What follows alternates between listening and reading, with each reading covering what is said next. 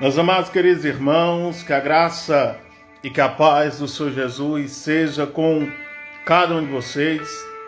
Estamos nós aqui em mais uma live para então desfrutarmos aí do entendimento e da compreensão no que diz respeito à palavra de Deus. É muito importante nós nos colocarmos aqui hoje, visto que nós já estamos aí há algumas semanas estudando, meditando e refletindo dentro do livro de Atos dos Apóstolos.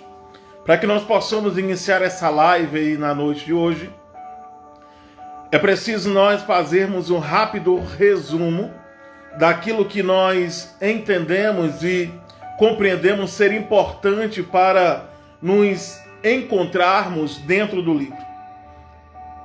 Na introdução do livro, uma das coisas que nós fizemos foi apresentar aos irmãos o autor, que no caso é o evangelista Lucas, o propósito pelo qual ele escreveu esse livro, que foi para que então ele pudesse, o que nós dizemos, discipular um homem chamado Teófilo, que provavelmente seria o novo convertido, que com desejo no seu coração de entender e de compreender melhor acerca da palavra de Deus, ele patrocina a escrita do livro, dando todo o material que provavelmente era muito caro. E Lucas, por uma investigação minuciosa, ele escreve o seu primeiro livro, que no caso é o Evangelho, e conseguinte ele decide continuar a obra que Jesus Cristo continuou a fazer após a sua ascensão, agora por meio da Igreja de Deus, pela pessoa do Espírito Santo de Deus. Entendendo essa introdução, nós iremos adentrar dentro do capítulo 2 do livro de Atos dos Apóstolos. Você que tem a sua Bíblia aí, mantenha ela aberta. Muitas vezes nós sabemos que a linguagem pode não ser exatamente com as mesmas palavras, mas entendemos e compreendemos que o sentido proposto pelo autor é o que importa para a compreensão da palavra de Deus. Volto a repetir aos irmãos, o que nós estamos fazendo aqui não é um curso teológico, mas é simplesmente um comentário bíblico acerca dos versículos, e hoje nós iremos abordar e comentar todos os versículos presentes dentro do capítulo 2 do livro de Atos dos Apóstolos. Acredito que este é o capítulo mais conhecido da Igreja de Deus e o mais, podemos dizer assim, aclamado por nós que somos cristãos pentecostais. Amém? O primeiro versículo ele inicia-se da seguinte forma: ao cumprir-se o dia de Pentecostes.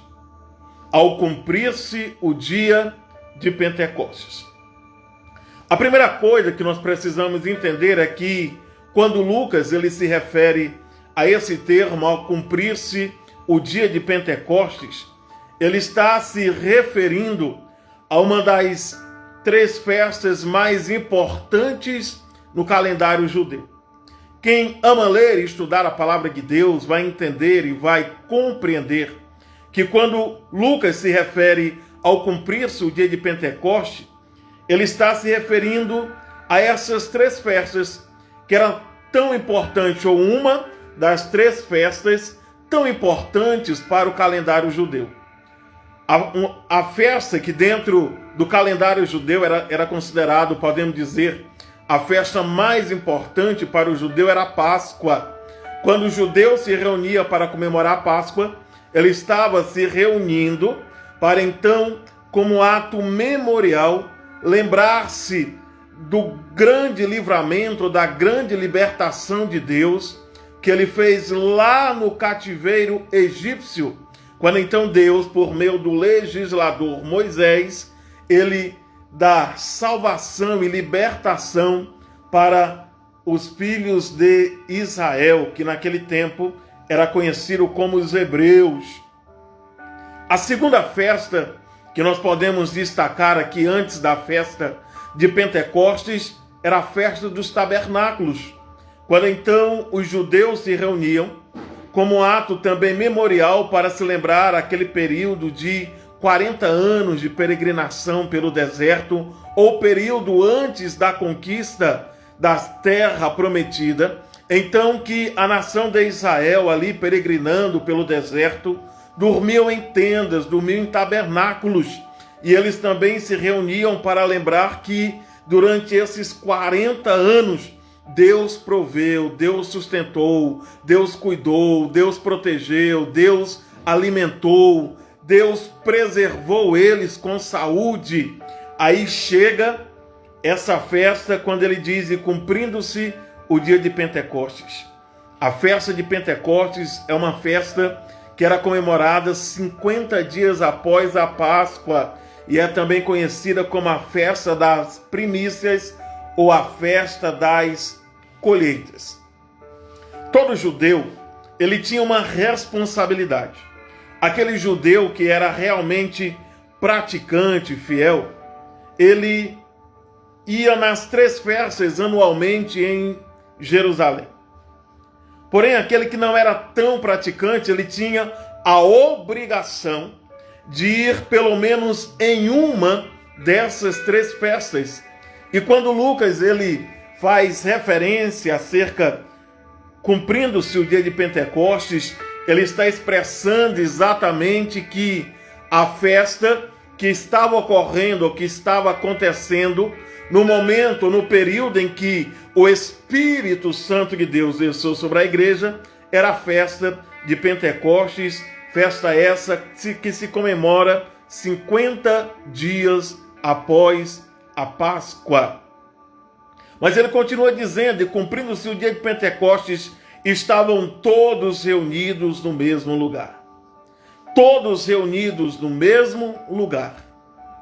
Alguns estudiosos ou historiadores irão dizer que o local onde esses 120 irmãos costumavam se reunir, provavelmente era o cenáculo onde ocorreu ou onde aconteceu a última ceia. A última ceia que é destacada lá nos evangelhos, quando então o Senhor Jesus, ele participa ali da última ceia antes da sua crucificação.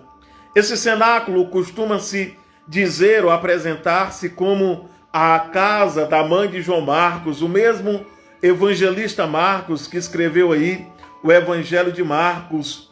E dirão, alguns até afirmarão, que provavelmente no dia em que o Espírito Santo desceu, esse local onde eles estavam reunidos poderia ser possivelmente esse cenáculo, aonde após Deus, Cristo Jesus, unigênito Filho de Deus, ter então dado ordem aos seus discípulos para que eles viessem então buscar o revestimento do Espírito Santo, ou seja, ser-me-eis testemunhas em Jerusalém, Judeia, Samaria, até os confins da terra. Mas antes disso, precisaria deles receberem esse revestimento que seria enviado pelo próprio Senhor Jesus, que daria a ele revestimento de poder e capacitação para que então os apóstolos, assim como os irmãos, pudessem ter o que era preciso e necessário para, podemos dizer assim, para então exercer ou cumprir a obra a qual o Senhor Jesus havia entregue em suas mãos. E estavam eles o quê? Cumprindo-se o dia de Pentecostes, estavam eles reunidos no mesmo lugar. Mas o versículo 2 vai dizer assim, ó: e de repente,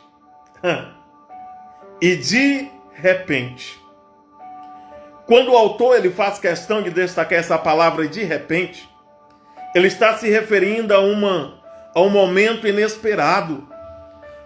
Eles estavam buscando, desejando, querendo esse revestimento do Espírito Santo de Deus. Eles não estavam de braços cruzados. Porém, de repente, em um momento inesperado, esse Espírito desce. O Espírito desce sobre aqueles que estavam em obediência às ordenanças de Deus. O Espírito Santo de Deus desce sobre aqueles que estavam ali crendo, acreditando e confiando que Cristo iria cumprir a promessa que ele havia feito, que viria sobre eles o Espírito Santo de Deus, e de repente, em um momento inesperado, ele veio. E de repente veio do céu um som, como de um vento impetuoso. De repente eles começaram a ouvir um som,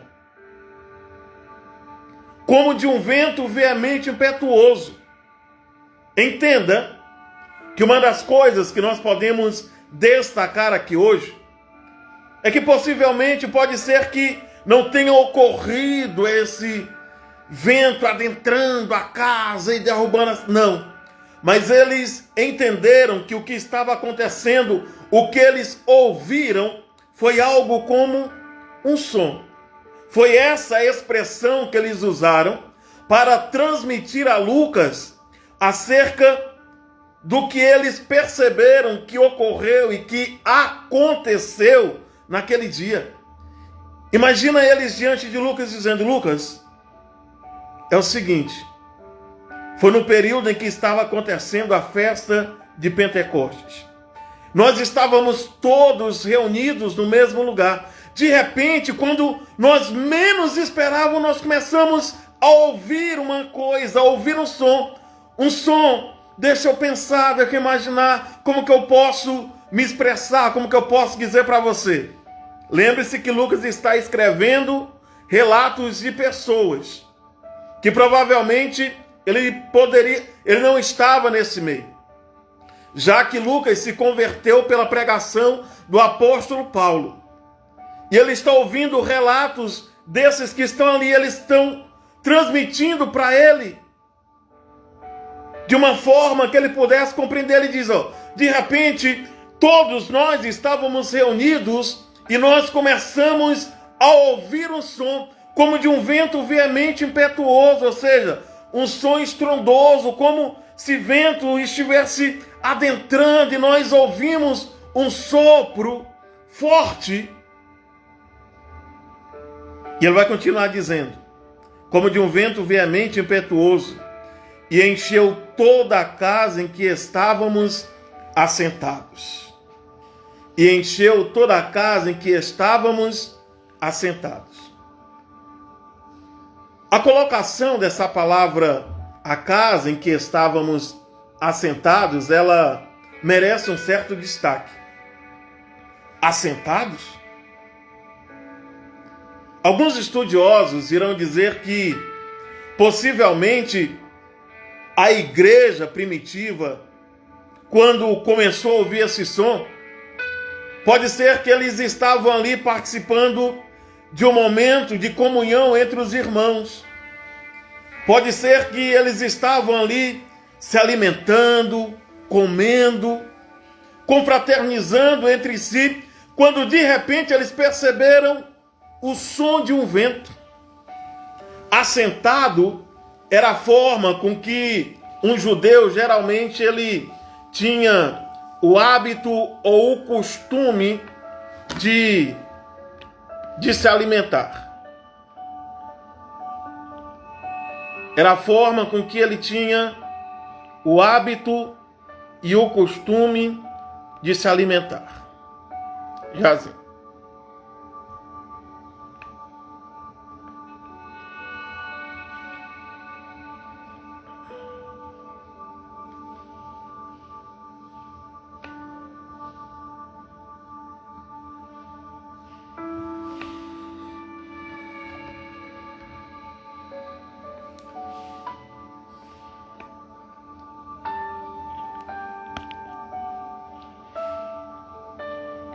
Pronto. Deu para corrigir aqui. Então, o texto, ele vai fazer questão de destacar exatamente isso.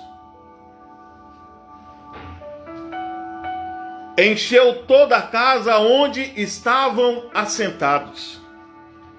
Esse assentados dá exatamente para nós um entendimento, uma compreensão que pode ser que eles estavam em um momento de comunhão, visto que a forma do povo judeu comer, ou as próprias pessoas do Oriente se alimentar, é assentado no chão, com a mesa ali baixa.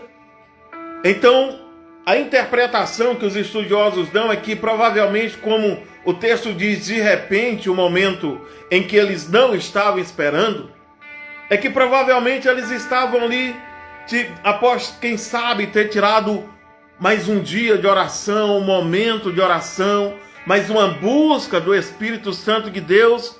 Aí, de repente, enquanto eles estavam ali em um momento de comunhão, eles ouvem um som. E apareceu distribuída entre eles línguas como de fogo. Apareceu. Possivelmente algo visível. E quando eles estão tentando comunicar para Lucas, da mesma forma como eles tentaram comunicar para Lucas acerca do som que eles perceberam, que eles começaram a ouvir, semelhantemente eles tentam explicar para Lucas dizendo, olha, e nós começamos a ver distribuída entre eles, no caso, como eles estão comunicando a Lucas, ele poderia ter dito entre nós, mas como é Lucas que está escrevendo, ele vai dizer, e apareceu distribuída entre eles línguas como que de fogo. E eles explicaram para Lucas exatamente assim, ó, nós percebemos que apareceu no ambiente, no cenáculo, no local, línguas que tinham aparência, línguas como de fogo, as quais pousaram sobre cada um deles. É interessante que, se o que tiver ocorrido aqui foi uma visão, coisa que eu creio e acredito como um bom pentecostal, eles perceberam que cada fagulha daquela de fogo começou a descer sobre cada um deles.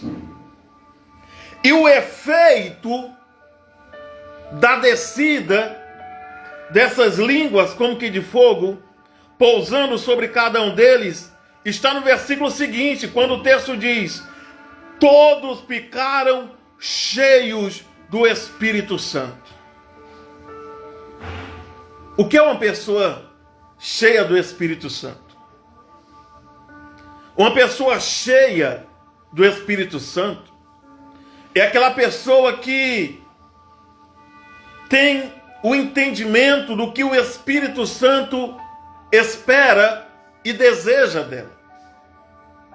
Uma pessoa cheia do Espírito Santo é aquela pessoa que se deixa ser levada, ser conduzida, tudo o que ele faz, as ações, as palavras, os pensamentos, as atitudes, é guiada e direcionada pelo Espírito Santo.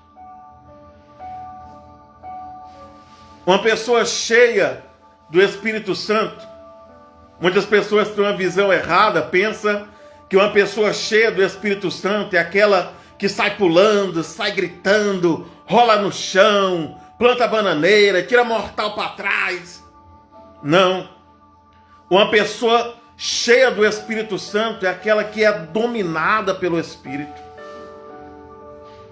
É aquela que o Espírito Santo penetra profundo no coração dela e todas as ações, atitudes, escolhas, decisões, reações é guiadas pelo Espírito Santo. Mas aqui o Espírito Santo, ele teve um papel importante. Encheu elas do Espírito Santo e levou elas a começar a falar em outras línguas. Em outras línguas, o texto continua dizendo: segundo o Espírito lhes concedia que falassem. Está aqui um exemplo do que vem a ser uma pessoa cheia do Espírito Santo. As línguas estranhas, podemos dizer que é um dos assuntos mais polêmicos, não para nós pentecostais, que já cremos e acreditamos no que nós fomos ensinados e instruídos, e baseando-nos na palavra de Deus, nós acreditamos que o falar em línguas é segundo a Bíblia nos ensina. É segundo eu fui ensinado. Mas já existem outros que são os considerados sensacionalistas ou sensacionistas, que dizem que os dons, que o falar em línguas, que a manifestação de poder, ou o que aconteceu aqui foi algo exclusivo para os apóstolos, coisa que nós não cremos e não acreditamos. No caso, quem crê e acredita nessa visão são os reformados calvinistas, mas nós cremos e acreditamos totalmente diferente. Nós cremos que da mesma forma que o Espírito Santo desceu sobre os apóstolos, ele vem sobre cada um de nós.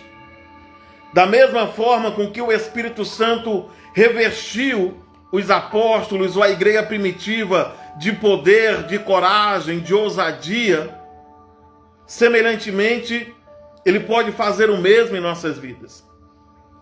O grande problema que tem acontecido é que nós temos visto muitas pessoas carnais dizendo que estão cheias do Espírito Santo. Pessoas dizendo que estão transbordando do Espírito Santo, mas estão envergonhando o nome de Deus. Pessoas que não estão falando a língua que vem verdadeiramente dada pelo Espírito Santo. Quem é você, irmão James, para julgar ou condenar? Entenda que quando nós analisarmos a vida, as ações, os frutos, a obra, o que essa pessoa cheia do Espírito Santo muitas vezes está falando nas suas mensagens, nós vemos que está fora do princípio, da verdade da palavra de Deus. E o Espírito Santo, ele nunca vai ir contra os princípios bíblicos da palavra de Deus.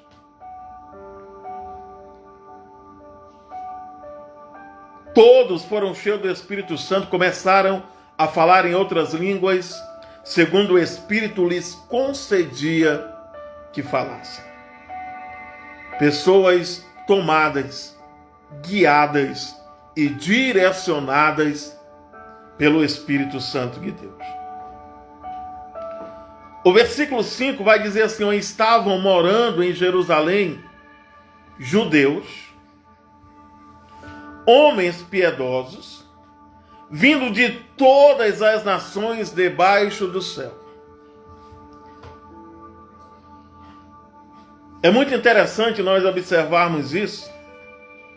Estavam morando em Jerusalém. Certamente, Lucas, ele vai se referir, estavam morando, certamente se referindo a habitantes que residiam em Jerusalém.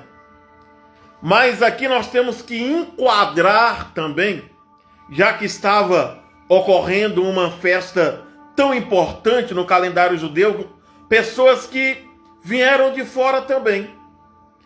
E o interessante é que ele diz piedosos.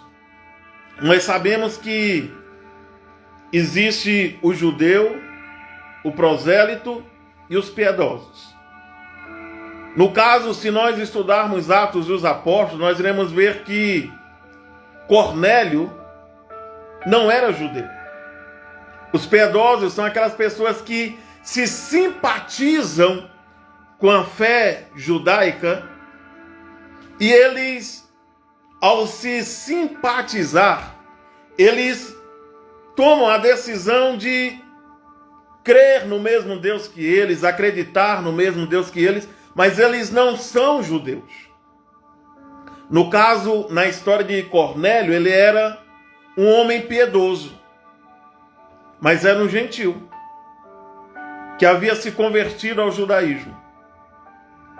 Então, ele está dizendo, olha, havia pessoas que moravam em Jerusalém. Havia homens piedosos vindo de todas as nações debaixo do céu.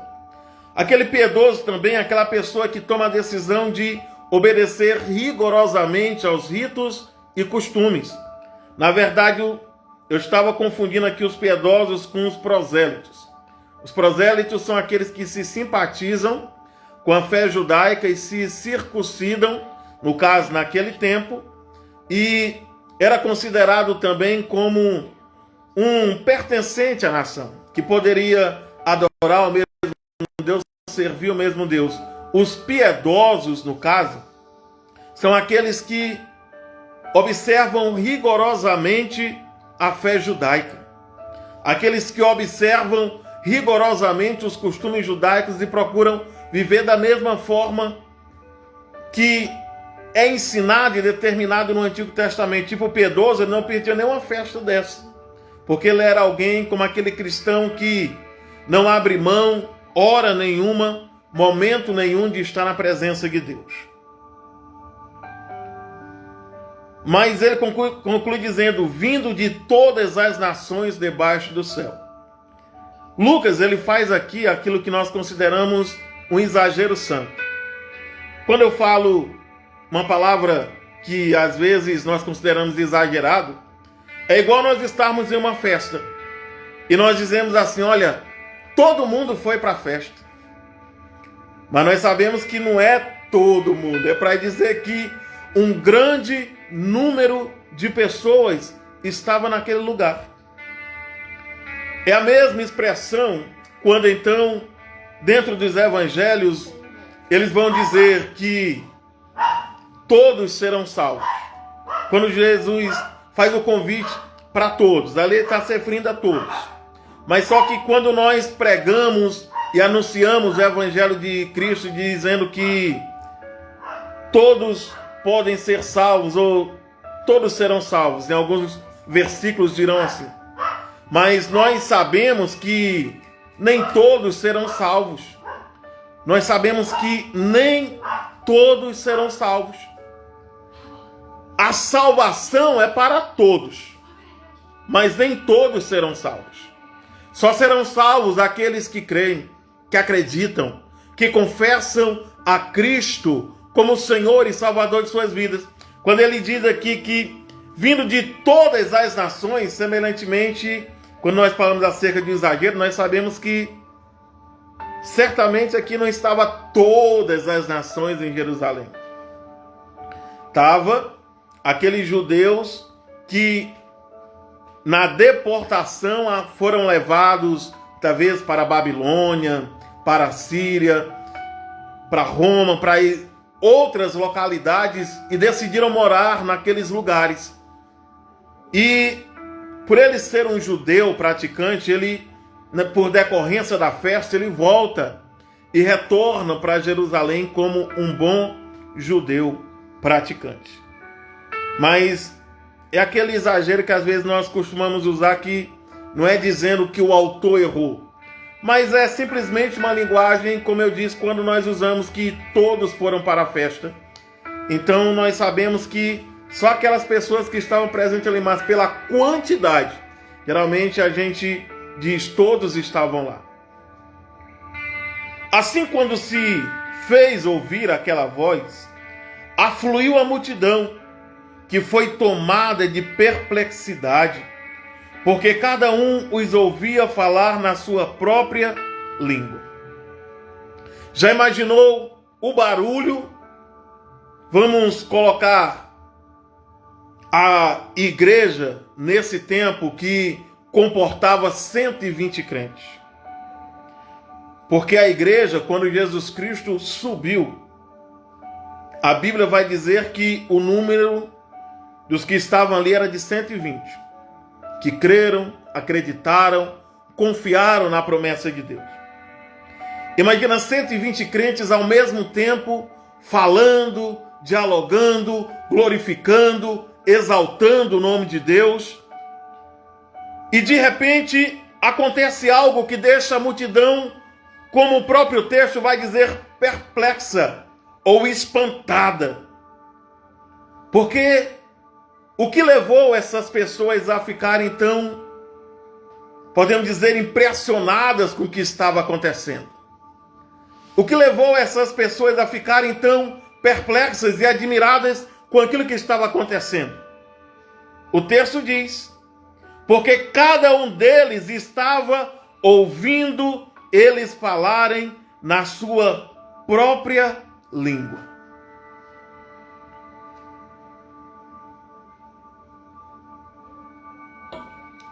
Está aqui mais um texto muito polêmico. Eu digo polêmico pela diferença de ideias e de interpretações. O próprio texto está dizendo que eles ouviram falar na sua própria língua. Alguns estudiosos dirão que os apóstolos estavam verbalizando, ou seja, falando na língua de todas aquelas nações. Outros, que no caso nós pentecostais acreditamos na sentido daquela palavra que diz glossonária ou glossonaria, que uns dirão que o milagre aconteceu na boca dos apóstolos, que eles falaram língua de todas aquelas nações. Outros dirão que o milagre aconteceu no ouvido da multidão, dizendo que Deus fez com que eles entendessem e compreendessem as palavras que saíam da boca deles. Eles vão continuar dizendo: estavam atônicos e se admiravam, dizendo. Nessa questão da interpretação, eu vou deixar ao seu critério. O que é que você acha? Depois esse vídeo vai ser postado lá no meu canal do YouTube. Eu excluo do Instagram e coloco lá no YouTube. O que é que você acha? Será que as línguas faladas aqui pelos apóstolos eles estavam falando nos idiomas das nações? Ou Deus fez o milagre de fazer a multidão entender, ou seja, o milagre foi no ouvido deles? Deus fez com que eles entendessem na língua deles. É isso que eu estou querendo dizer. Vejam, vai continuar. Estavam atônicos e admirados, dizendo, ou seja, a admiração dele é porque eles estavam entendendo o que eles estavam pronunciando. Mas aí continua dizendo assim, ó. Deixa eu dar uma arrumadinha aqui no...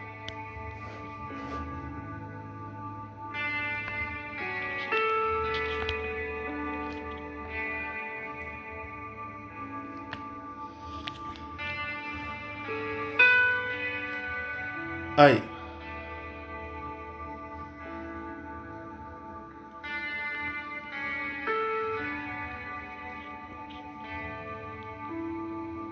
Hoje está um problema aqui. Vamos lá. Continuando.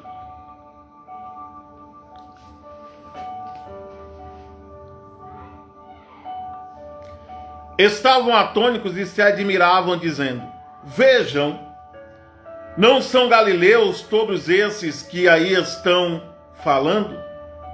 Então, como ouvimos falar cada um na nossa própria língua materna?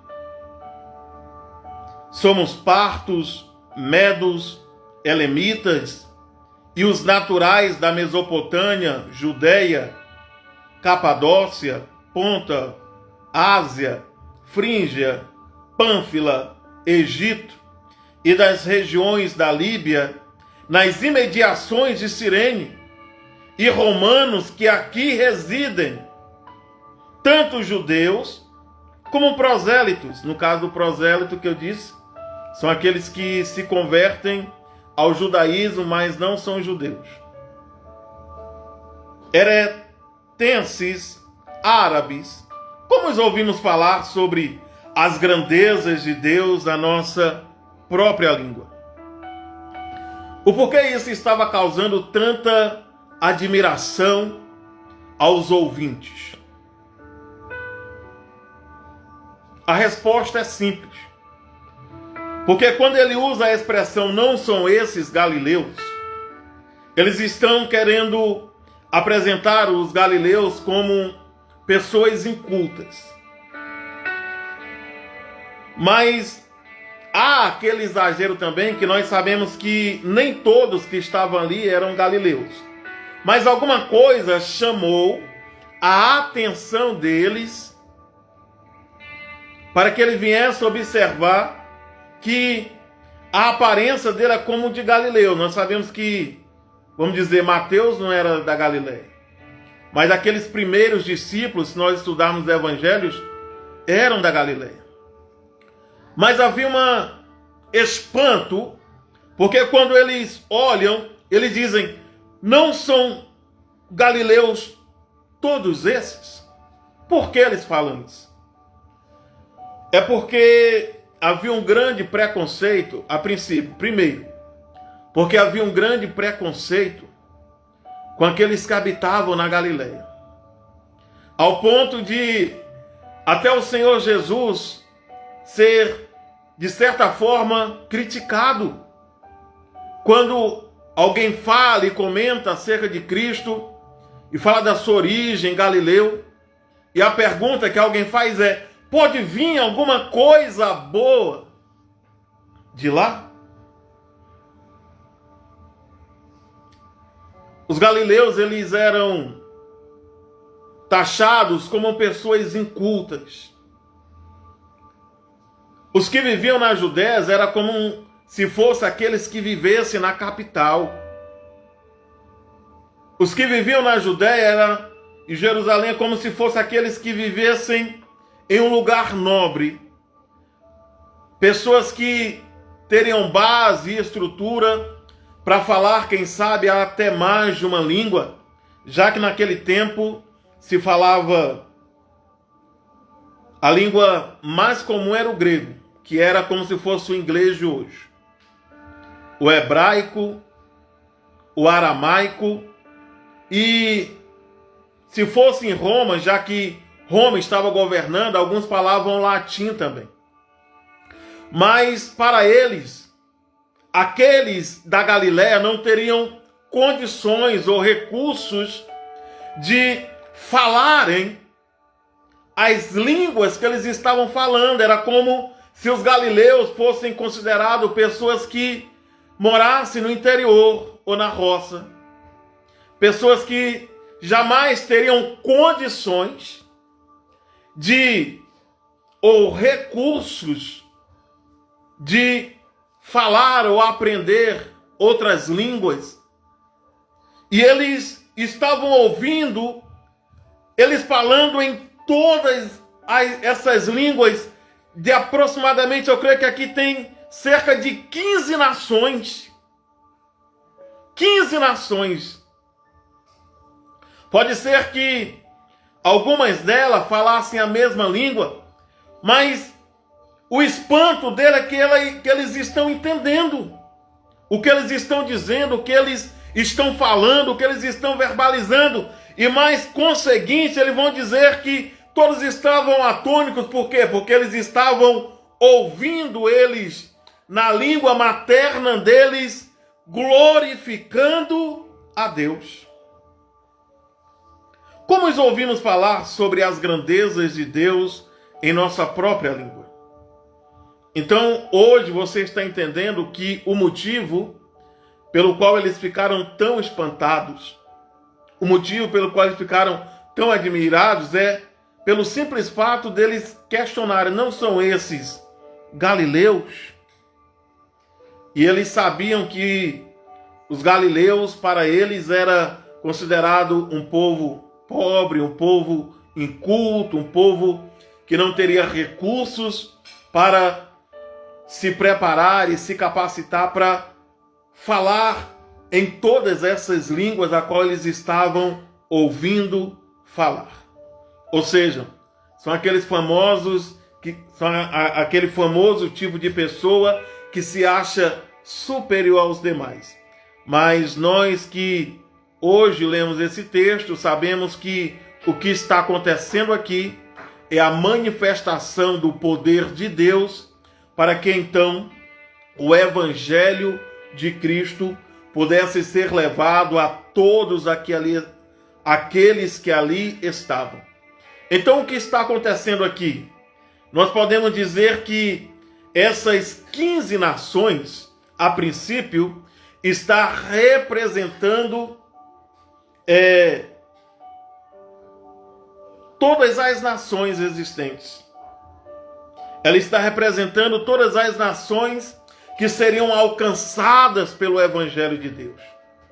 Ela está representando todas as nações que ouviriam o Evangelho de Deus e se converteriam a Cristo.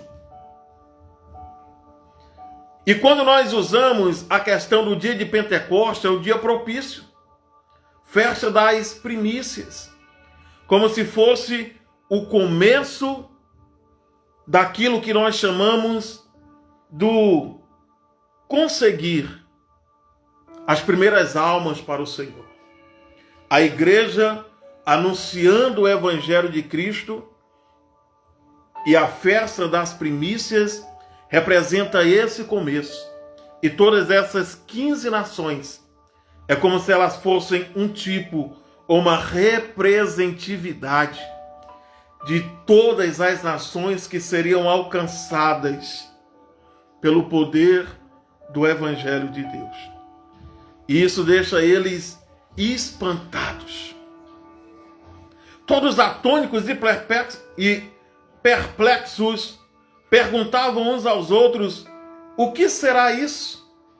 Ou seja, ainda estão impressionados. Outros, porém, zombando, diziam: estão bêbados. Sempre tem aqueles zombadores, né? Sempre tem aqueles zombadores, escarnecedores. É bem verdade que muitos dão motivos. E isso é inegável. Muitos dão motivos para que o ímpio, ou para que aqueles que estão fora, olhando para dentro da igreja, escarneçam, zombem e falem mal. Mas o próprio Senhor Jesus disse que é preciso com que exista esses que gerem ou tragam esses tipos de escândalo, para que nós venhamos ter o entendimento dos que são e dos que não são verdadeiramente do Senhor. Após toda essa agitação, o Espírito Santo desce.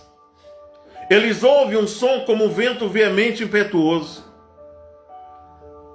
Eles começam a ver línguas como que de fogo descendo e pousando sobre cada um dos que ali estavam. Eles estão cheios do Espírito Santo, cumpre-se a promessa de Jesus, a promessa de Deus que vem desde o Antigo Testamento, que nós vamos ver. Estão eles cheios do Espírito Santo.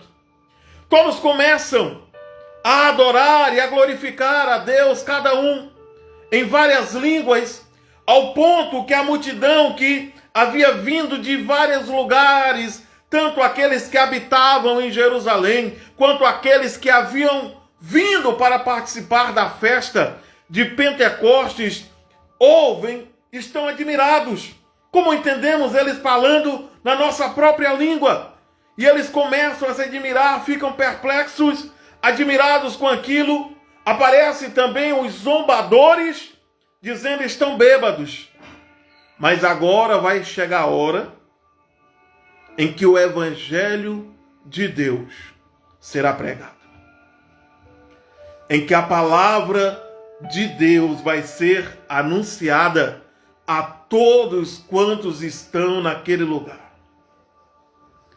Então Pedro se levanta junto com os 11 e, erguendo a voz, dirige-se à multidão nestes termos. Então Pedro se levanta junto com os 11. Pedro se levanta junto com os 11 e provavelmente, quando eles estão de pé, Pedro ele toma um papel de liderança. Quem sabe ele dá mais um passo à frente ali dizendo, agora eu vou falar. E ele começa a erguer a voz e falar à multidão que ali estava. E ele vai dizer, homens da Judeia, e todos vocês que moram em Jerusalém, tomem conhecimento disto e prestem atenção no que eu vou dizer. Então Pedro, ele chama a atenção de todos os que estavam ali, admirados com aquilo que estava acontecendo, e ele não perde a oportunidade de transmitir a mensagem. Mas entenda que quando Pedro agora toma a decisão de transmitir a mensagem, ele não vai falar em línguas estranhas.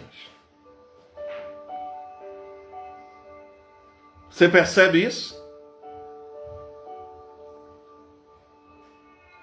Agora ele vai falar em um dialeto, um idioma comum que todos, tanto os que estão admirados quanto aqueles que poderão chegar a mais, possam entender.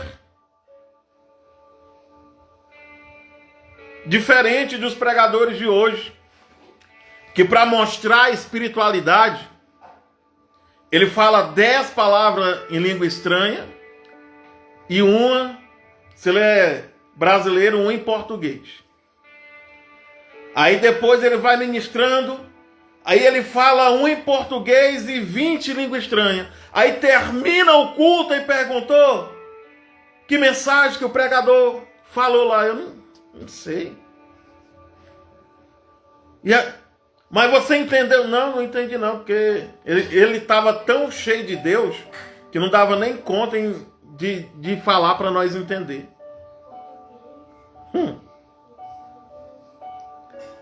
Pedro chama a atenção deles e certamente aqui, quando ele vai transmitir a mensagem, certamente já não é mais de língua estranha. Ele vai transmitir a mensagem num dialeto que todos os que estão ali possam ouvir e entender. Não sabemos se era o grego ou se era o hebraico, mas se ele falasse o grego, era a língua que todos entenderiam. Já que o grego naquela época era como se fosse o inglês nos dias de hoje, falado em quase todo mundo.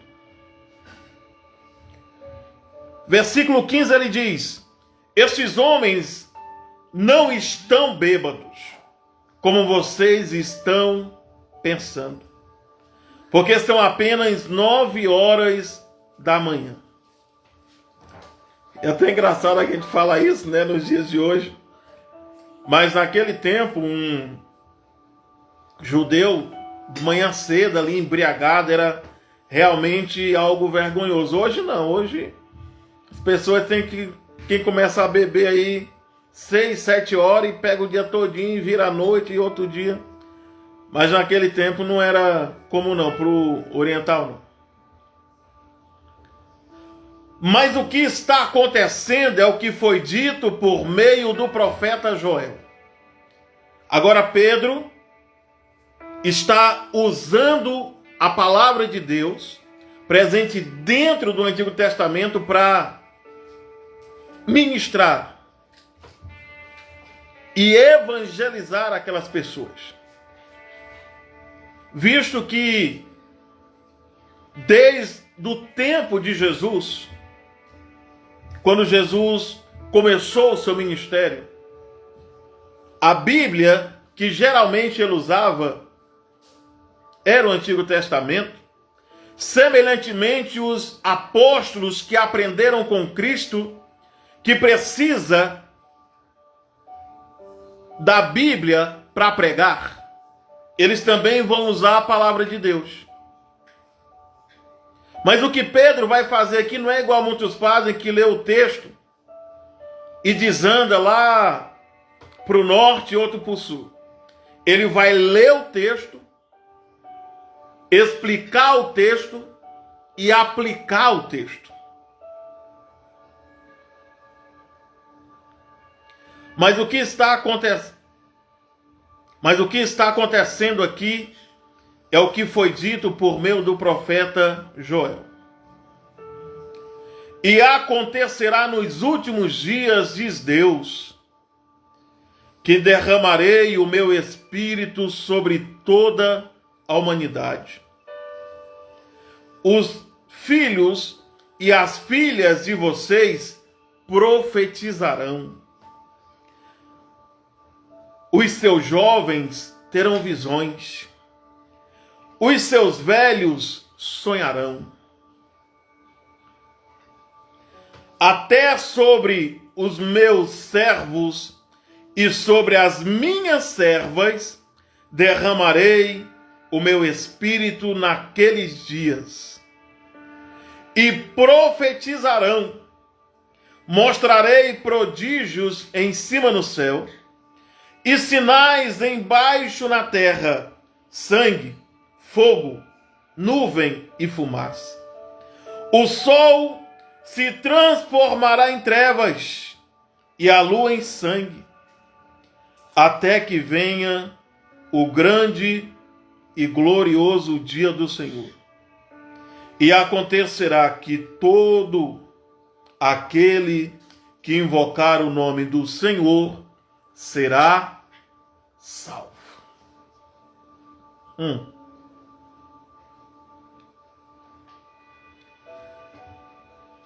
Pedro, ele inicia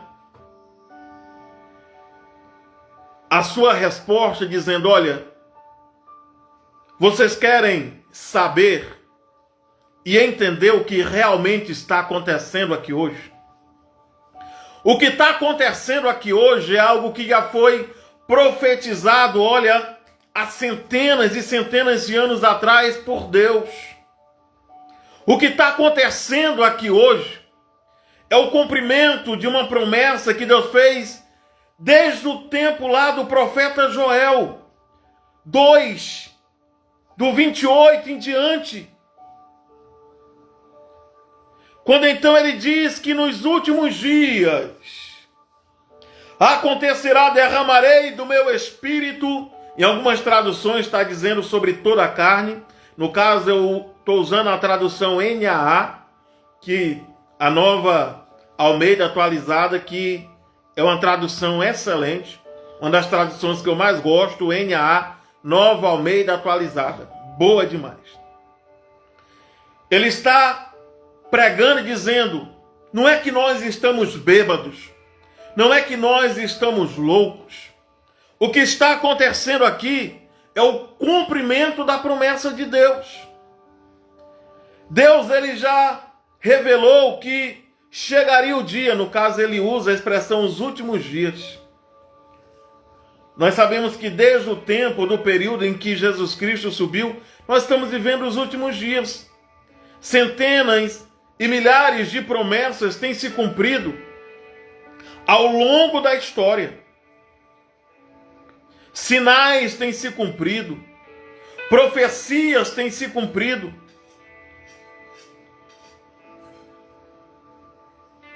E ele usa a expressão: acontecerá nos últimos dias, derramarei do meu espírito sobre toda a humanidade. E ele vai fazer referência a coisas que ocorrerão e que acontecerão a partir do momento em que o Espírito Santo for derramado sobre a humanidade.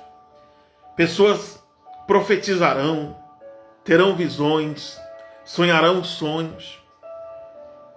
Milagres, sinais e prodígios acontecerão diante dos olhos das pessoas, que esses sinais levarão as pessoas a crerem e entenderem que verdadeiramente está se cumprindo a palavra de Deus.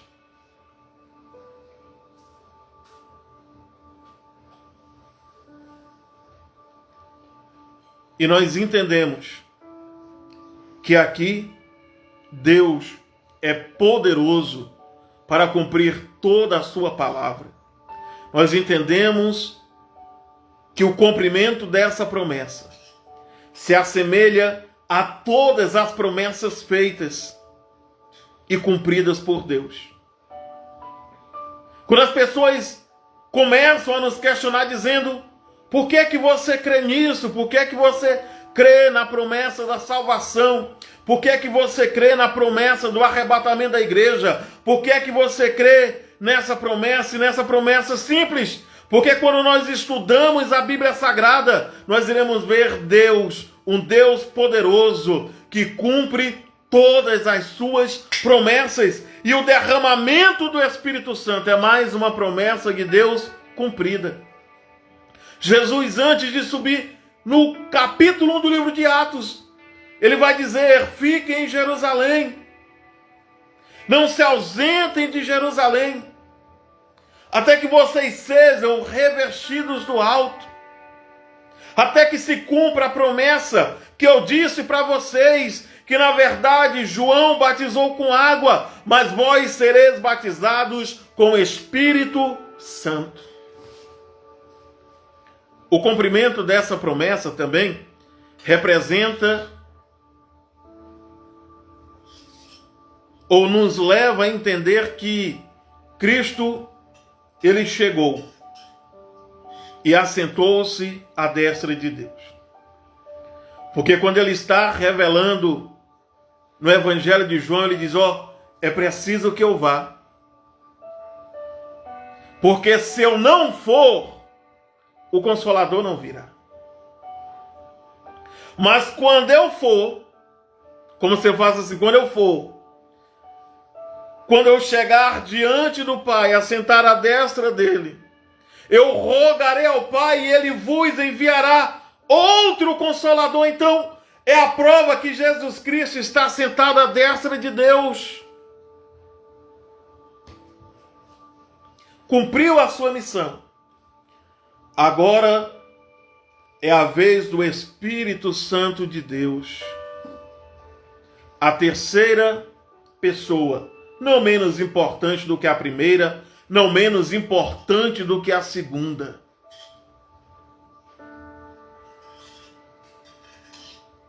Desceu. Israelitas, versículo 22, israelitas, escutem o que eu vou dizer. Jesus o Nazareno, homem aprovado por Deus diante de vocês, com milagres, prodígios e sinais, os quais o próprio Deus realizou entre vocês por meio dele, como vocês mesmos sabem. Observe o termo: israelitas, escutem o que eu vou dizer. Jesus o Nazareno, homem aprovado, ou seja, mostra que Deus aprovou tudo o que Cristo fez. Quando nós proferimos e dizemos que Cristo, ele fez perfeitamente tudo o que Deus determinou, incluindo a obra de salvação, Pedro, ele vai pregar e dizer aqui, que tudo o que ele fez foi aprovado por Deus, homem aprovado por Deus diante de vocês. E a prova que Cristo foi alguém aprovado por Deus foi os milagres que ele fez. Foi os milagres realizados por ele. Foi todos os sinais que ele realizou. Muitas pessoas, elas têm uma visão errada de qual o propósito dos milagres. Pessoas têm uma visão errada quais os propósitos dos sinais. Um sinal, ele tem o propósito de conduzir a pessoa para um rumo ou para uma direção, ou despertar nele alguma coisa. Quando você está andando na rua, a placa de sinalização muitas vezes vai orientar para você o caminho que você deve seguir. Quando você está andando na rua e você para diante de um sinal de trânsito e aquele sinal está vermelho, você entende que ali você tem que parar, porque se você continuar pode algo ruim acontecer com você. O amarelo é aquela atenção, o verde é que você pode dar continuidade. Os sinais que alguém pratica na obra de Deus não é para a glória de homens. Não é para fazer o que muitos estão fazendo hoje.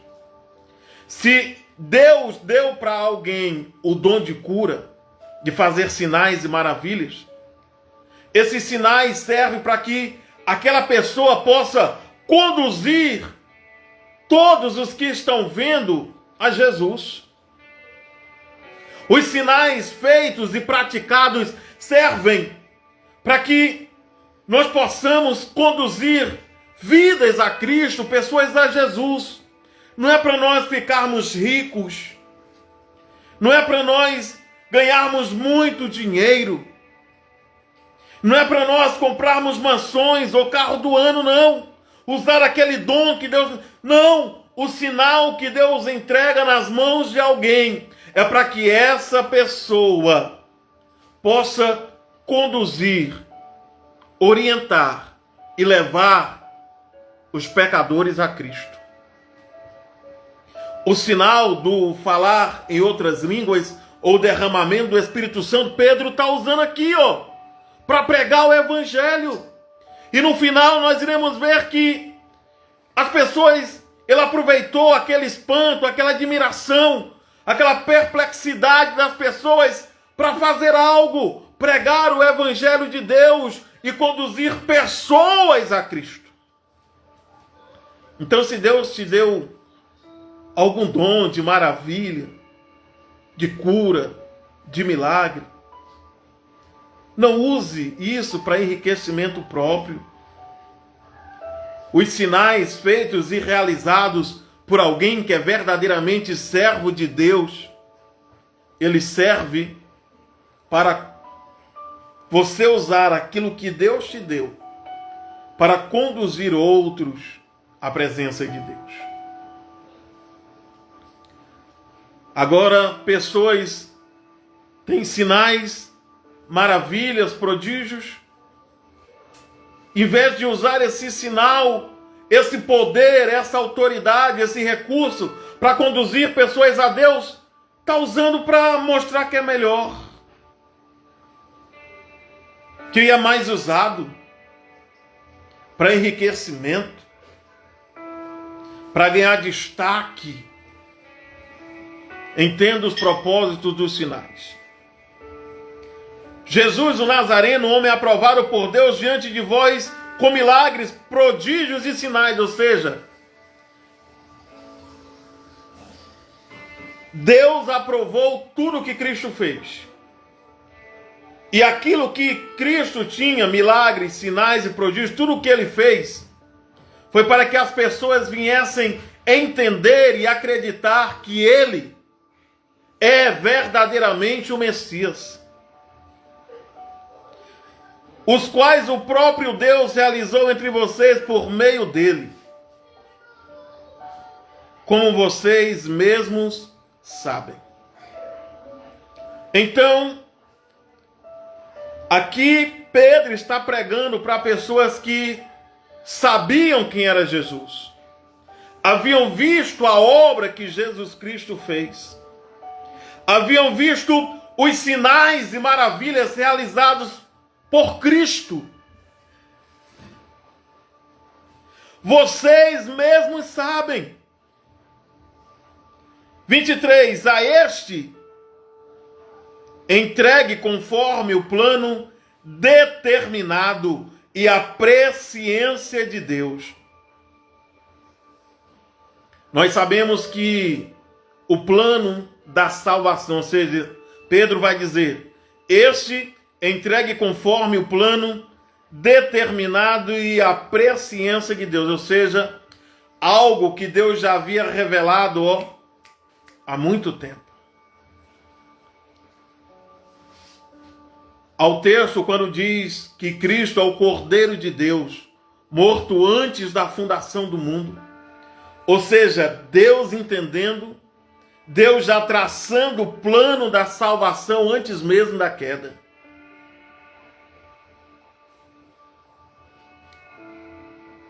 Aí nós iremos ver se cumprindo em Cristo Jesus tudo que Deus já havia revelado centenas e milhares de anos antes. No momento em que o homem cai, nós iremos ver a primeira promessa de Deus acerca da vida do Messias, quando ele lança a sentença sobre a mulher, lança a sentença sobre o homem, e a serpente ele diz, e porém inimizade entre ti e a mulher, entre a tua semente e a semente da mulher, essa te pisará a cabeça e tu lhe ferirás o calcanhar. A primeira promessa acerca da vinda do Messias. A segunda promessa acerca da vinda de Jesus, o Messias, feita a Abraão, em ti serão benditas todas as famílias da terra. No decorrer da história, Moisés diz, e Deus levantará outro profeta, e a ele vocês ouvirão. Aí nós iremos ver Deus falando a Davi, falando por meio dos profetas, nos salmos anunciando tudo que Cristo iria passar, o sofrimento. Isaías, conhecida como um profeta messiânico, tantas vezes proferiu mensagens acerca da missão do Messias, da vinda do Messias, do propósito, do objetivo. Não só ele, mas tantos outros profetas falaram acerca dele, o próprio Cristo, falando, dizendo, olha, fulano falou de mim, profeta falou de mim, Moisés falou de mim, Davi falou de mim. E Pedro está dizendo, olha, o que aconteceu foi algo que Deus já havia traçado e predeterminado antecipadamente, para que hoje nós pudéssemos ter a oportunidade de alcançarmos plena e total salvação em Cristo Jesus.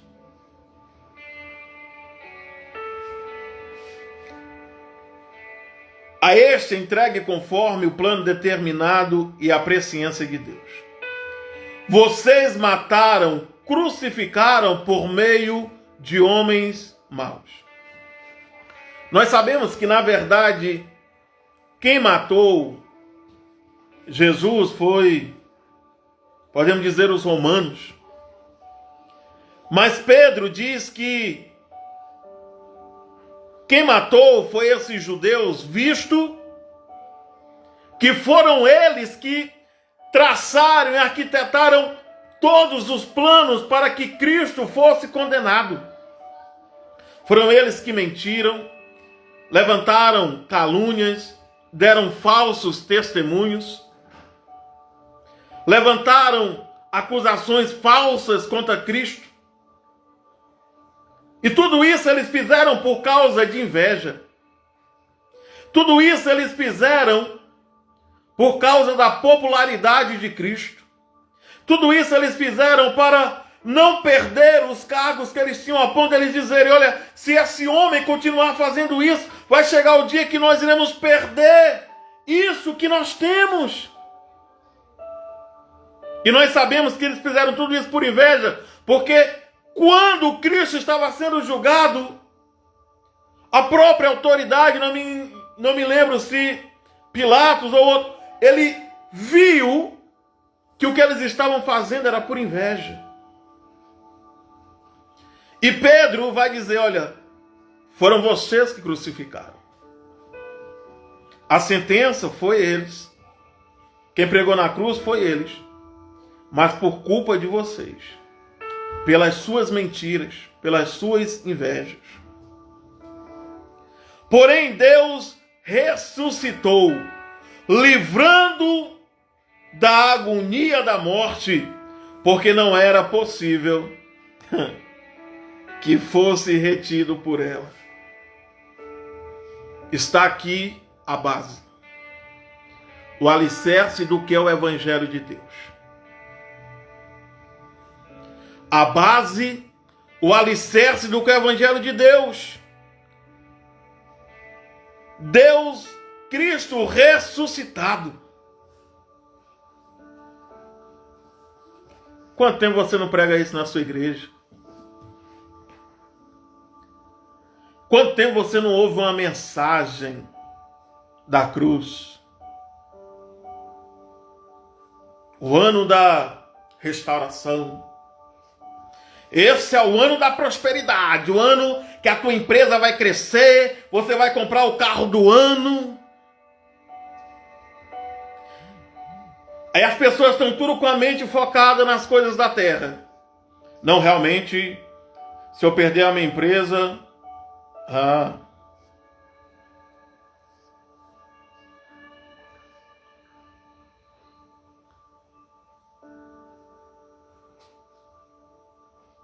tá sem áudio aí?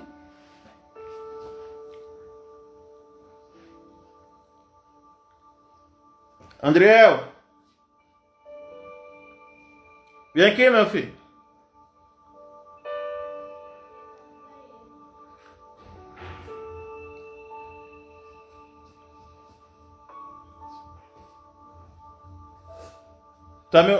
Pergunta pra ele lá se ele tá me ouvindo ou se tá sem áudio lá.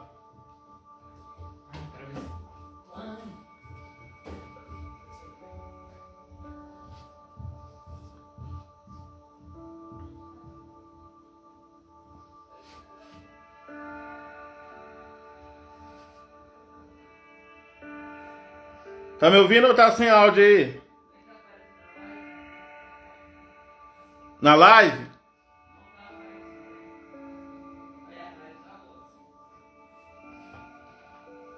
Tá me ouvindo?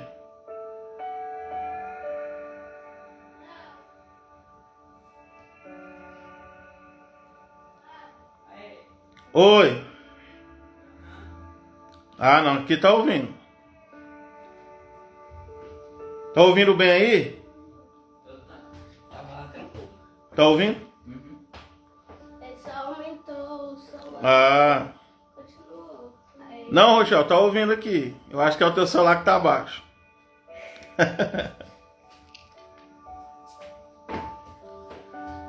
Crucificado por meio de homens maus. Porém Deus ressuscitou, livrando-o da agonia da morte, porque não era possível que fosse retido por ela. Aqui está expressado aquela promessa que nós ouvimos, né, desde o Antigo Testamento, principalmente acerca de Davi. Ele vai dizer, ó, porque Davi falava a respeito dele dizendo: eu sempre vi o Senhor diante de mim, porque Ele está à minha direita, para que eu não seja abalado. Por isso o meu coração se alegra, a minha língua exalta. Além disso, também a minha própria carne repousará em esperança, porque não deixará a minha alma na morte. Porque não deixará a minha alma na morte. Aqui Pedro está pregando palavra de Deus. Quando nós olhamos para a mensagem pregada e ministrada por Pedro, nós iremos ver ele lendo o texto, expondo e explicando o texto.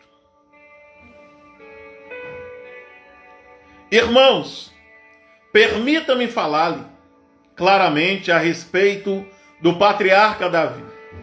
Ele morreu, foi sepultado, e o seu túmulo permanece entre nós até hoje. Sendo, pois, profeta, e sabendo que Deus lhe havia jurado que um dos seus descendentes se assentaria no trono, provando isso, referiu-se à ressurreição de Cristo, que nem foi deixado na morte, nem o seu corpo experimentou corrupção. Deus ressuscitou Jesus. Como eu disse, a base do Evangelho. Jesus, crucificado, morto e ressuscitado. Crucificado, morto, ressuscitado. É isso que Pedro está fazendo aqui, mostrando que Cristo é aquele que fez sinais e maravilhas no meio deles. Mostrando que Cristo foi morto pelos planos, inveja, perseguição, mentira deles. Mas ele diz, porém, ele não está morto. Ele ressuscitou.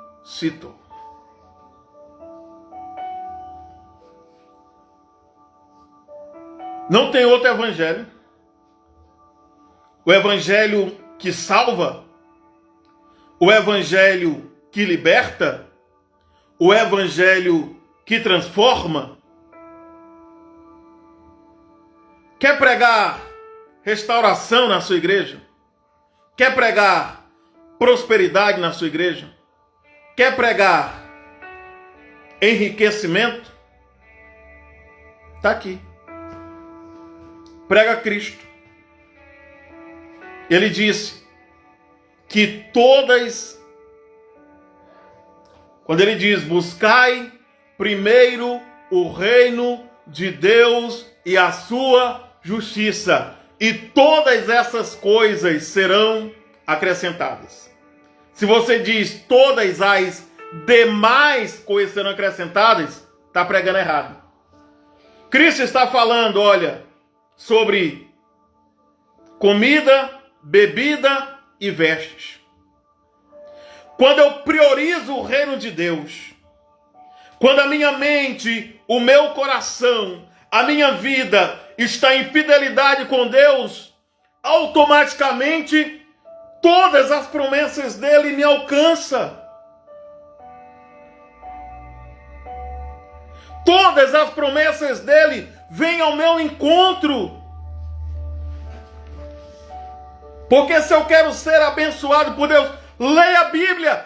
Todos os que foram honrados por Deus, abençoados por Deus, é os que priorizaram Cristo.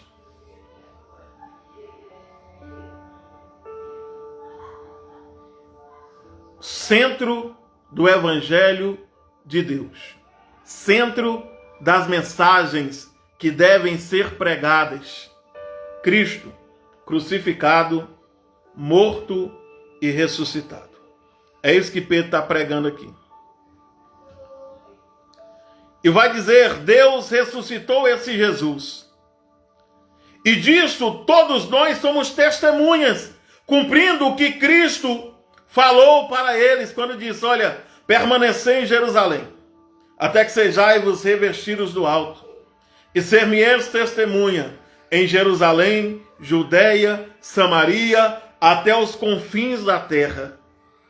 A palavra testemunha, ela no original significa mártir.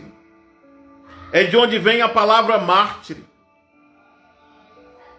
E nesse tempo, realmente se confessar como cristão, dizer que crê em Cristo como Salvador, como Messias, era como se fosse uma sentença de morte.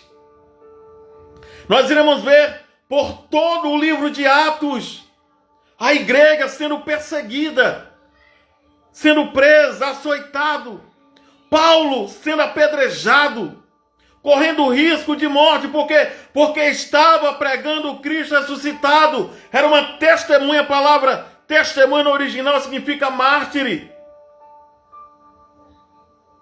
Porque é isso. E hoje ninguém quer ser testemunha.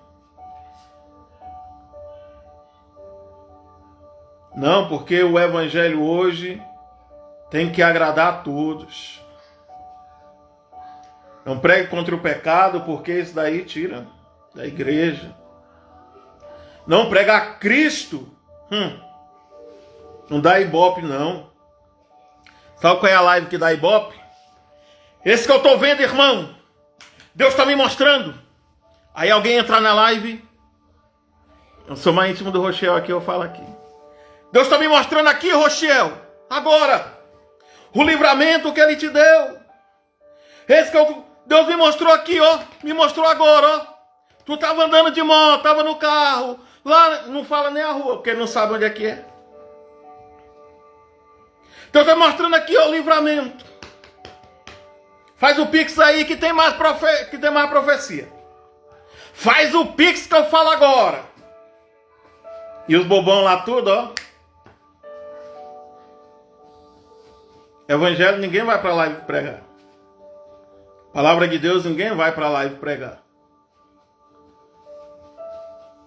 Uma live como essa daqui com palavra, ninguém quer. Eu não estou dizendo que o dom de revelação, o dom de profecia acabou. Sou pentecostal, eu creio na continuidade dos dons espirituais. O que eu não creio é nesses crentes interesseiros, mentirosos, falsos profetas, que quando você olha, quando você tem entendimento da palavra de Deus, você olha para as mensagens dele, não entra na sua cabeça como que tantas pessoas são enganadas. E tem pessoas que ainda têm coragem de dizer, Deus é mentiroso.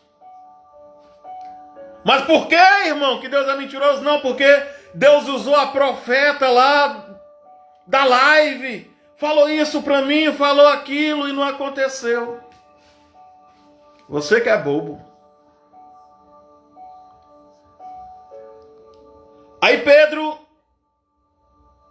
pregando Cristo crucificado, ele conclui, portanto, toda a casa de Israel esteja absolutamente certa de que a este Jesus que vocês crucificaram, olha, Cristo crucificado,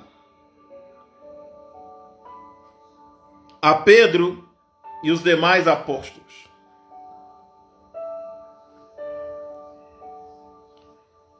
Quando, portanto, toda a casa de Israel estejam absolutamente certos de que este Jesus que vocês crucificaram, Deus o fez Senhor e Cristo.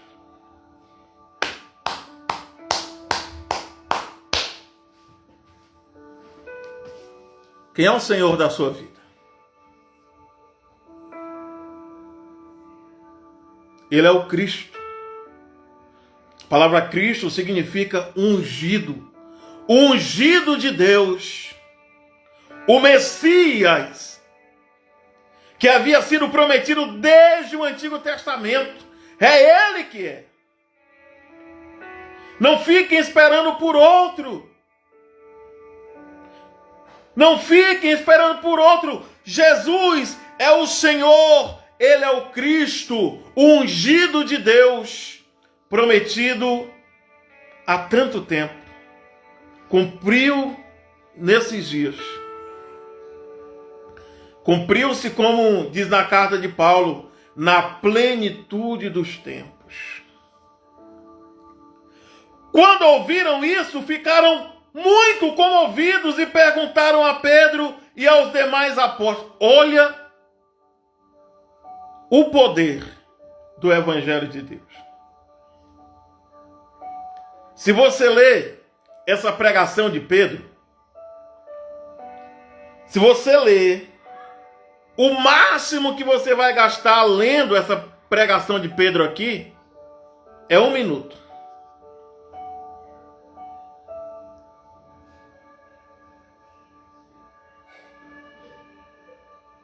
Mas a pergunta que eu faço para você é, será que foi só isso que Pedro disse? Claro que não. Certamente Pedro, ele anunciou, ele verbalizou muito mais. O sermão, podemos dizer, mais longo assim pregado, é o de Estevão. Certamente Pedro, ele falou mais do que 1 minuto, a qual nós lemos aqui. Mas Lucas, ele escreve aquilo que é importante, aquilo que é de maior destaque. Porque a Bíblia, ela não busca ser um livro cansativo. Você já imaginou Moisés traçando a criação do mundo? No princípio criou Deus o céu e a terra.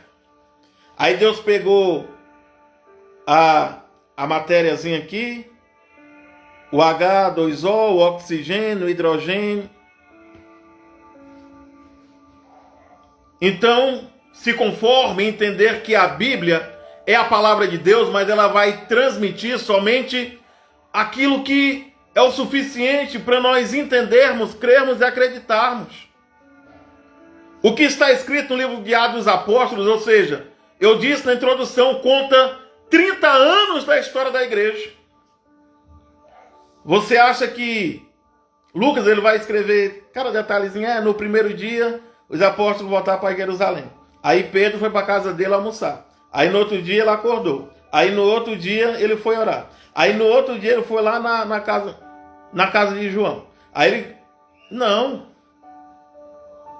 Ele destaca aquilo que nós podemos olhar, observar e entender. Então nós vemos a mensagem que ele prega aqui.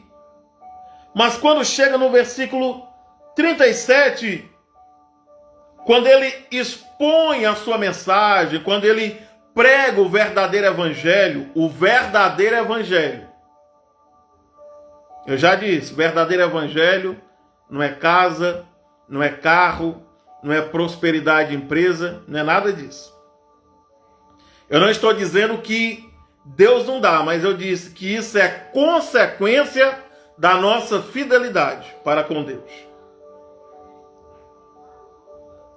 Quando ouviram isso, ficaram muito comovidos e perguntaram a Pedro e aos seus apóstolos: que faremos, irmãos? A diferença de uma mensagem quando ela é pregada no poder, na graça e na unção do Espírito Santo de Deus.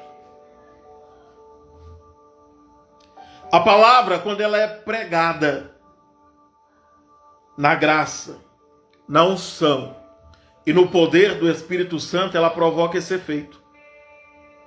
Pedro pregou a mensagem, olha, com entendimento, com compreensão. Ele leu o texto, apresentou o texto e pregou. Não é igual os pregadores de hoje que lê o texto, dá uma ideia do fluxo de sangue e vai pregar sobre o arrebatamento da igreja. Não é igual os pessoal de hoje que lê um texto, lê só o texto aí começa a ficar contando historinha. Ele leu o texto e pregou o texto. Transmitiu a mensagem. Mostrou para a pessoa, ensinou a pessoa o que o texto queria dizer. E essas pessoas entenderam e compreenderam. O Espírito Santo, por meio da mensagem transmitida por Pedro, penetrou o coração daquela multidão. Sabemos que nem todos se converteram, porque como estava ocorrendo uma festa e muita gente estava ali, mas aqueles que foram comovidos, igual hoje. Igual hoje. Nós pregamos e sabemos que nem todos aceitarão. Mas nós temos que pregar porque naquele meio pode ter alguém que se converterá a Cristo. Que faremos, irmãos? Pedro respondeu: olha o que é evangelho. Estou pregando. Você pode não concordar com nada que estou falando aqui. Então, você está contra a Bíblia também. Arrependam-se. Arrependam-se. E cada um de vocês sejam batizados em nome de Jesus Cristo, para a remissão dos seus pecados. E vocês receberão o dom do Espírito Santo, ou seja, um dom. Porque a promessa é para vocês, é para os seus filhos, é para todos os que ainda estão longe, isso é, para todos aqueles que o Senhor nosso Deus chamar.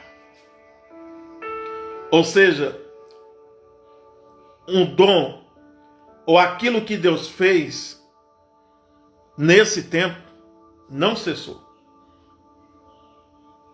Não cessou. Se você é... Como é que é o nome que usa? Se você é sensacionalista, ou crê que os dons cessaram, foi algo exclusivo para os apóstolos, porque o evangelho naquele tempo precisava ser pregado com poder, e hoje Deus não faz mais isso, problema seu. Eu creio e acredito que da mesma forma com que Deus usou poderosamente os apóstolos naquele tempo, Ele pode usar nos dias de hoje.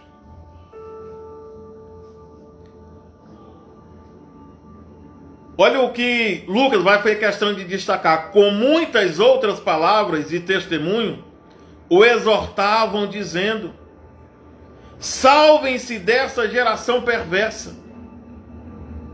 Então os que aceitaram a palavra de Pedro foram batizados. Agora aqui entra outro texto polêmico, né? Nós começamos lá falando sobre línguas estranhas, falar em outros idiomas. O milagre foi na boca dos apóstolos, foi no ouvido da multidão. Nós já tivemos essa polêmica desde o começo da live. Agora outra questão, como que foi batizado esses 3.000? Deve ter gastado muito tempo. No caso, alguns vão derramar só água na cabeça, né? Nós, assembleanos pentecostais, acreditamos no mergulho total. Morte e ressurreição. Então os que aceitaram ser os 3.000, a palavra de Pedro, foram batizados, havendo um acréscimo naquele dia de quase 3.000 pessoas.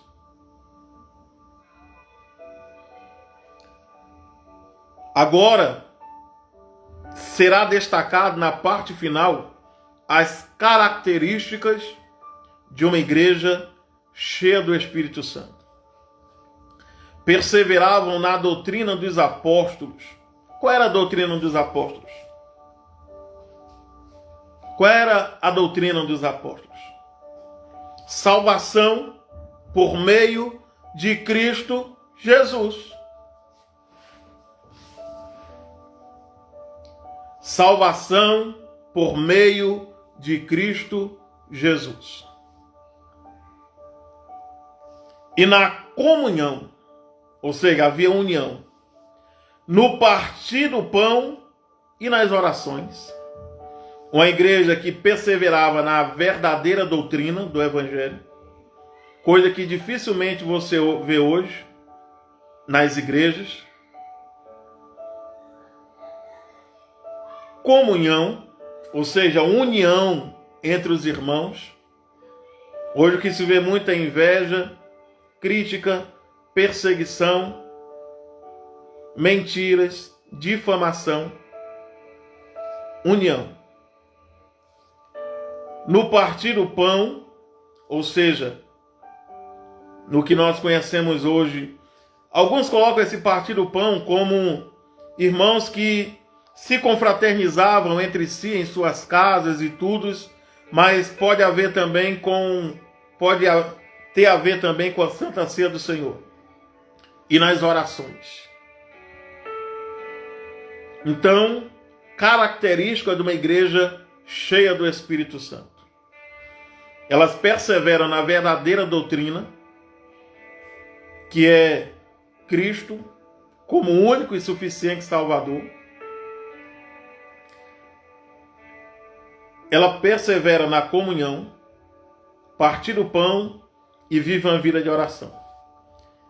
E cada alma havia temor. Difícil hoje isso, hein? Temor de Deus. Esse temor aqui não é ter medo, é respeito. É você viver uma vida de compromisso com Deus, uma vida de fidelidade com Deus, uma vida de aliança com Deus, uma vida de santificação, abrindo mão do pecado, renunciando tudo que o mundo traz para você. Temor a Deus é você entender e reconhecer que para que você venha a ser salvo é preciso você viver uma vida de fidelidade para com o Senhor, de compromisso, obedecendo isso, ó, doutrina, não a doutrina que os homens implantam hoje. Não pode cortar o cabelo, não pode raspar sovaco, isso daí que vocês ouvem nas redes sociais. Na comunhão, partir do pão, oração, temor a Deus. E quando existe isso na igreja, o que acontece? E muitos prodígios e sinais eram feitos por meio dos apóstolos. Prodígios e sinais. Por meio dos apóstolos. Vocês vão ver que Pedro, no capítulo seguinte, no capítulo 13, nós iremos comentar na próxima segunda, quando ele está, Pedro e João indo na hora da oração, tem um paralítico, e de repente o paralítico estende a mão pedindo algo, e ele diz: ó, não tenho ouro, não tenho prata, mas o que eu tenho eu te dou, em nome de Jesus, levanta e anda. Quando o milagre acontece, a multidão aflui para cima deles.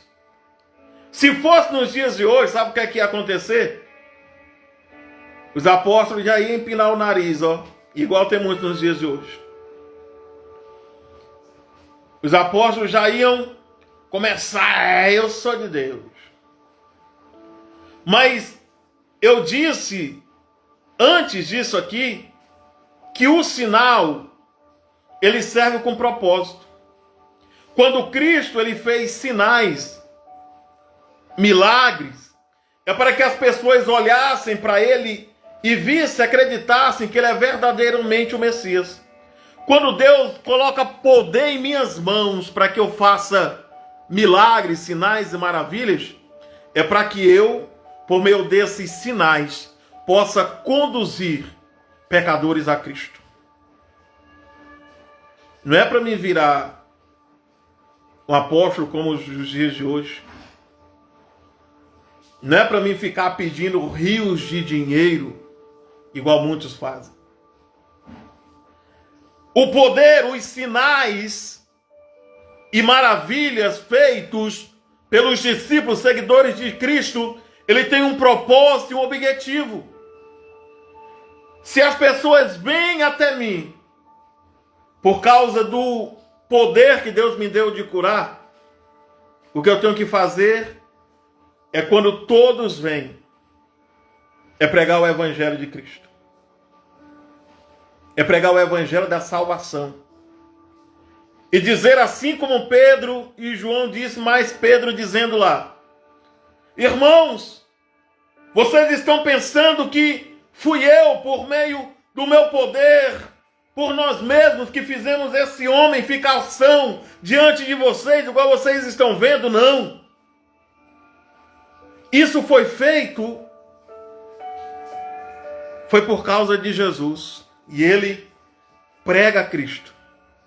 E não vai ser só 3.000, mas 5.000. Diferença, hein?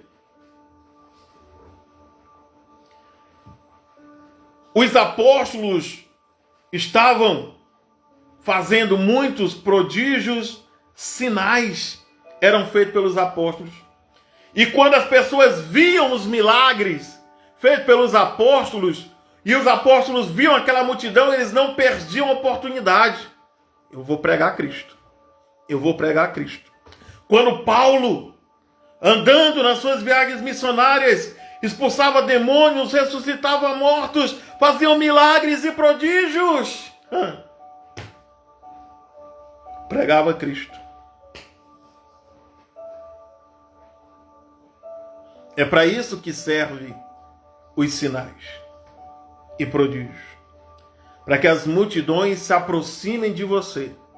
E quando elas se aproximam, não fica negócio de me paga tanto, me dá tanto. Não, a agenda aqui fechada aqui é 3 levantando da cadeira de roda, é uma profecia, é tanto... Não. Isso daí não é evangelho, não.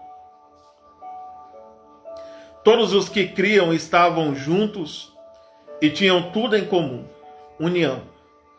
Vendiam as suas propriedades e bens, distribuíam entre todos.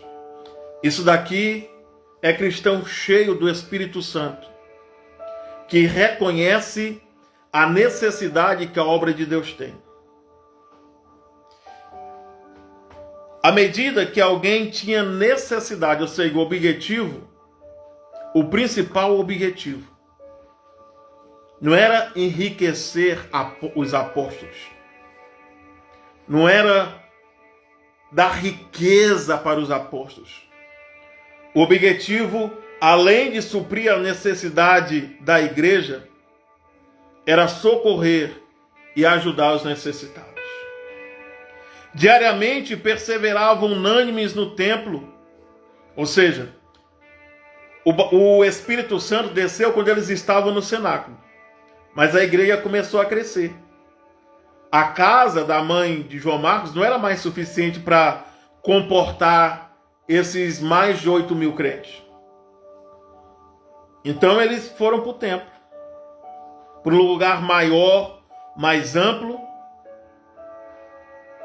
mas eles se reuniam no templo, no partir do pão, de casa em casa, e tomavam as suas refeições com alegria e singeleza de coração. Havia comunhão na igreja, comunhão entre os irmãos, e hora ou outra eles estavam se reunindo na casa de um, na casa de outro, ao ponto de essa união de casa em casa ser o início da igreja. A igreja não começou com grandes templos.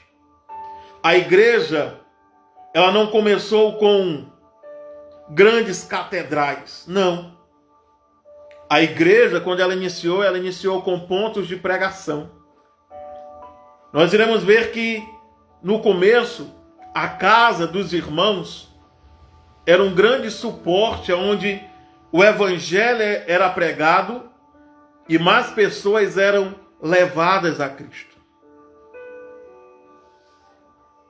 Louvando a Deus e contando com a simpatia de todos o povo. Ou seja, a vida deles levava as outras pessoas que não eram cristãos a olhar para eles e ter por eles grande respeito. E ter por cada um deles grande admiração. Diferente de hoje, né? Diferente de hoje, né? Em que muitos envergonham o nome de Deus. Em que muitos estão envergonhando o nome de Cristo. Aqui, Lucas, ele faz questão de destacar que aquela união, aquela perseverança na doutrina dos apóstolos, aquela comunhão, a vida de oração, no partir do pão, tudo isso levava as pessoas a olhar para os cristãos e ter admiração, ter respeito, simpatia. Enquanto isso, o Senhor lhe acrescentava dia a dia os que iam sendo salvos. O Senhor acrescentava dia a dia os que iam sendo salvos. Quem dá o crescimento não são homens. O próprio apóstolo Paulo ele vai destacar isso enfaticamente, dizendo: um planta, o outro rega, mas quem dá o crescimento é Deus.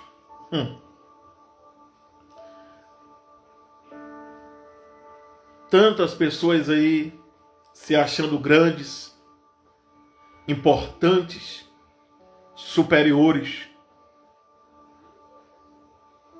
com igrejas abarrotadas, mas não dando glória para Deus. Entenda que quem faz o teu nome grande, o teu ministério grande, é Deus. Se Deus não estiver na sua igreja, no seu ministério, na sua vida, pode ter certeza que você está lutando com as suas forças e dificilmente você alcançará a vida eterna com Deus. Porque o próprio João disse: sem Ele, nada podemos fazer. Não se admire com as grandes catedrais. Não se admire com os grandes pregadores de renome. Não se admire. Tem muitos homens de Deus, fiéis, compromissados com Cristo. Mas tem muitos também que, infelizmente, são vazios, soberbos e arrogantes. Não seja esse tipo de cristão. Seja alguém que sempre leva a Deus toda a honra, toda a glória, todo o louvor e toda a adoração. Amém? Tem muita coisa aí. Hoje a gente teve uns atrapalhos aí, mas conseguimos fazer a live. Chegamos aí no último versículo do capítulo 2. Vamos orar ao Senhor e finalizar em nome de Jesus. Grande Deus, poderoso Pai, soberano é o Senhor, exaltado e glorificado o teu santo nome. Tu és justo, forte e poderoso. Com alegria em nossos corações, regozijamos na tua presença. Festejamos diante de Deus, reconhecendo a tua soberania e reconhecendo que o Senhor é tudo em todos. Desperta-nos em nós o desejo de te buscarmos mais, para que possamos ser cheios do Espírito Santo.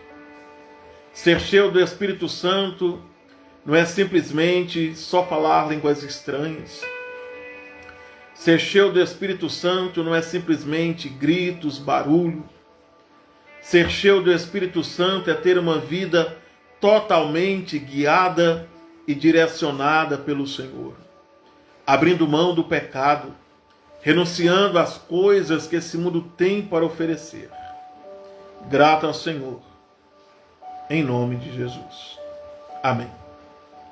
Até a próxima semana, em nome de Jesus.